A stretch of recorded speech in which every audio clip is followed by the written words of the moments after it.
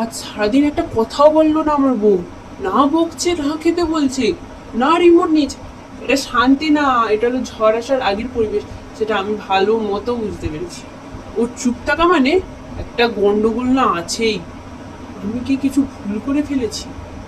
আমি কি ওর প্রোফাইলে পিকে লাইক দিতে ভুলে গেছি? নাকি ওর বাবার জন্মদিন আজ? নিশ্চয়ই আমি কিছু না কিছু করেই ফেলছি। এবার তো আর বাঁচাই যাবে না। ওর চুপ থাকা মানে আমি শেষ। কি এত ভাবছো? মুখটা মন শুকনো কেন?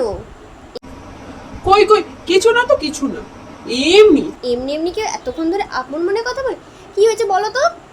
আসলে আমি ভাবছিলাম আজ কি বিশেষ কিছু আছে, মানে তোমার শরীর খারাপ লাগছে না তো? আমার শরীর খারাপ লাগে কেন? আমি তো বেশ ভালোই আছি, কিন্তু তুমি এত চিন্তা কেন করছো সেটাই বুঝতে পারছি না। এই তো মিষ্টি করে কথা বলছে, এরপরেই বোমটা ফাটবে। কি ভাবছো? এত লুকোনোর চেষ্টা করো না তো। আমি কি কিছু বুঝি না নাকি?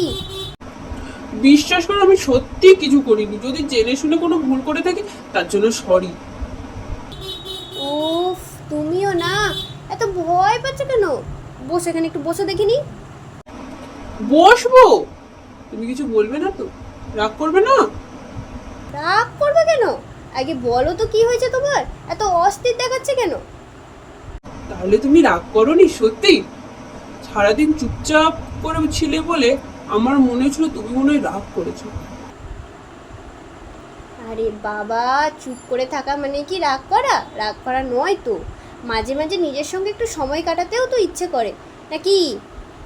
আর আজ আমার একটু বিশ্রাম দিয়ে নেওয়ার দরকার ছিল। তুমি বরং বলো তোমার কি হয়েছে? এত ঘাবড়ে গেছো কেন? না মানে তুমি রাগ করোনি তো? আর কিছু হয়নি। প্রোফাইল পিকে লাইক না দিলে কিছু বলো না, ওই জন্য। বাবার জন্মদিন ভুলে গেলেও কিছু বলবে না?